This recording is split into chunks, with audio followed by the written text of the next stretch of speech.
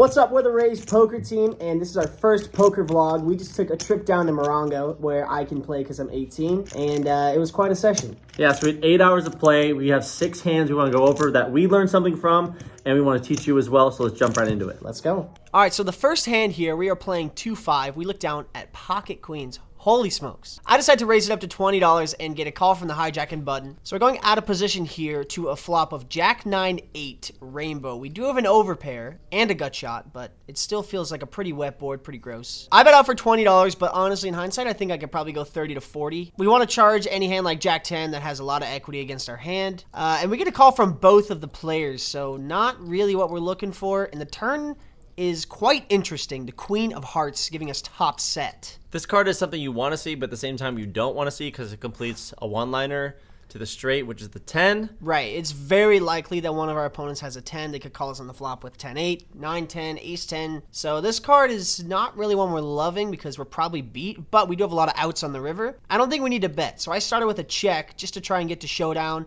Maybe see the board pair on the river, and then the hijack bets out for $30. And I think this is a great price for us to just call. We don't need to raise. It's not like our hand needs protection from anything. The board is already so wet. So that's what I do. I put in the call, and Capron, you want to go ahead and say the river? And the river's the Jack of Diamonds. Yeah. Oh my God, how beautiful is that? Yeah, so we bowed up on the river, and now we have a decision. Should we lead? There's about $180 in the middle. No, don't lead. And I don't think we should lead. I have to put my opponent on a straight. That's most likely what he has. So if I check and I get him to bet, we can raise, and it's very likely that he's not going to fold. But if I bet out here, he's probably just going to call with the straight. So we could probably get more value if we go for the check raise. So that's what I do. I check, and he takes the bait. He bets out for $45. And I'm just licking my chops right now. So this is a spot where this guy is not going to fold a straight. So how big can we go? I have 400 in my stack, and I almost jammed, but I ended up picking a sizing of $205 because this player will not fold a straight to this price, and we can get max value. That's what I do. He goes into the tank for a little bit, shrugs his shoulders, and puts in the call. We show him queens full, and we're going to scoop this one. That's a nasty pot, and it feels good to take one of the first ones down at the 2-5 table. So we're in the big blind, and we look down at pocket 10s, the tanks, one of my favorite pocket pairs. There's a raise on the button to $30, and we're going to 3-bet this out of position to $120. And then it gets around to the button, and he goes for the 4-bet. We know that the button range is quite wide, and he makes it $320. This is such a great price to call, especially with a strong pair like this. So we put in the call, and we go to a flop, which is 6-9-9. Nice. So now, as Gil would say, I'm licking my chops. So we check it over to the button. This player is talented and versatile. He knows how to mix in complicated bluffs, especially on boards like this. He c-bets for $200, and we do contemplate a raise here to protect from overcards, but I think the best option here is just to call and to evaluate a turn, which we do. We put in the money, and the turn is the King of Hearts.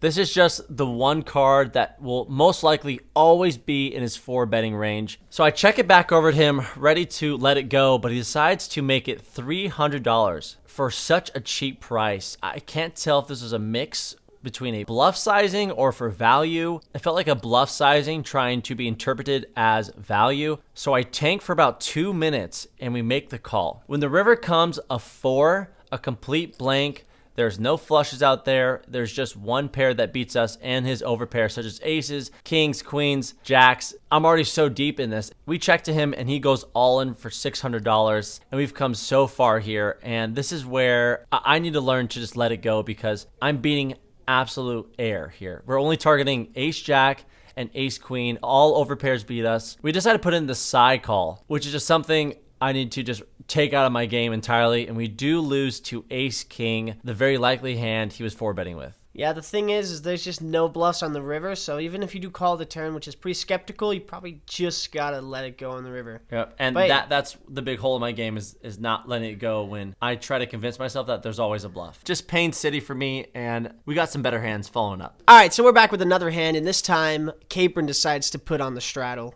So now we have about 500 in our stack. We're playing 2-5-10, so we have 50 big blinds. That's a very important role about this hand is that the $10 straddle's on. I have ace-9 suited in middle position. I decide to raise it up to $30, and there is the best player at the table in the small blind. he decides to go for the good old 3-bet to $120. A 4x raise, pretty standard stuff when you're out of position. And the action's back over to me. And $120 with ace-9 suited, you might think, geez, like that hand isn't good enough for $120. But when you think about it with the straddle being on, the $10 straddle, that's only 12 big blinds. So if you're playing in a 1-2 game, that means somebody raised it up to $24. And you would call ace-9 suited for $24 because that's just how it is. This is a pretty standard spot to call. Even though it feels like so much money, it's really not. You have to think of it in big blinds. I stick in the call, and we're heads up to a $240 pot, which comes ace high. It's ace-10-3 with 2 spades. Obviously, we hit top pair, which is great. We're beating a lot of his hands now, but he can still have ace-king, ace-queen, ace-jack, and even ace-10. So when he bets out for half pot again, $120, the same bet, there's really nothing else to do but call here. We don't want to raise. We're just overvaluing our hand, and obviously we can't fold because that would be absolutely absurd. We're way too exploitable at that point. So I just put in the call and see what happens on the turn, and the turn might be the worst card in the deck. It's the queen of spades. Now a hand like pocket queens gets there, and if he has a hand like king-jack of spades, it'll be a royal flush. Or king-9 of spades would be the nut flush. It's just really bad news for us. But he goes for a check, which is kind of relieving because didn't want to see him fire a big bet here on the turn. And I think I just need to see the river and take my ace to showdown. So I check, and the river now is even worse, the 3 of spades. So there's a 4-liner to the flush out there. Any spade beats us. Now I'm just going to fold when he bets, but he actually decides to check, which is awesome. So I snap check it back. He says we're good. And we're actually going to win this pot with just a pair of aces. I thought that he would have a hand like pocket kings, pocket jacks with a spade, or a 2-pair like ace-10, ace-queen. But we're actually going to win this one. So that's kind of a lesson where like you just got to grow a pair and put the money in. You know what I'm saying? We look down at ace-jack off on the button, and we raise it up to $25 and get 1 caller. Are you streaming, sir, or do you have fun? Whatever you think. He asked me if I'm steaming from the last hand that I just lost. I take 2 seconds and say, whatever you think. And then he says out loud, I'll just call. He made it sound like he wanted to raise me. So the flop comes 7, queen, 7, 2 clubs, and he checks to me, and we're going to see bet on this board for $30, and he calls pretty quick. The turn is the ace of clubs. We have top pair. Our opponent checks to us, and we're going to go for a larger sizing on this double flush draw board for $105. Nearly pot-sized bet. After he tanks for around a minute or so, I'm now putting him on a queen, and he just doesn't want to believe that I have an ace. So now the pot has built to over $300, and the river is another 7. So now we have 7s full of aces. He checks to me, so I want to consider how our opponent views us. He thinks I'm steaming, and if I was steaming, how much would I punt off? And I decide to go big for another pot-sized bet for $300. The whole goal for this is going for a value, because the queen now has a full house, and your everyday 2-5 player will not fold a full house. So he tanks for over 2 minutes, and he does put in the call, and he doesn't show his cards, and we get max value. All right, so this is my final hand of the vlog. We have pocket queens, and this one is really interesting because the hijack raises it up to $55. That's an 11x raise. I'm not sure how I'm supposed to go about this because typically when you're playing a cash game at a casino and somebody does this, they have a very, very strong hand. Even though you're like, why would they bet that big with aces? They just do. I have pocket queens, and I think it's okay to flat here, but in the moment, I decided to 3-bet. Pocket queens is the 3rd best hand in poker. We do got to put more money in there. So I 3-bet a little bit smaller to $130. The action's back around to the hijack. He ponders for a little bit before ripping it all in. And this is just, it just makes me want to throw up. The raise to 55, I 3-bet, and he jams. It's just so sick, but I think he has pocket 10s, pocket jacks, and ace-king here enough for me to make the call. I only have 400 left, so that's what I do. I sigh, put in the call, and we're going to see a run out. And let me tell you, the flop is horrible. Ace-king 4. Now we lose to every single hand, to be completely honest with you. Unless he has jacks, maybe 10s, but the turn's a 4, and the river is a queen. So, okay, I flip over my cards, but he shows pocket kings. So we just ran into it there. The dealer just decided to tease us on the river. But I think once I put 130 in there, like I said, he has enough ace-king, pocket jacks for us to make the call.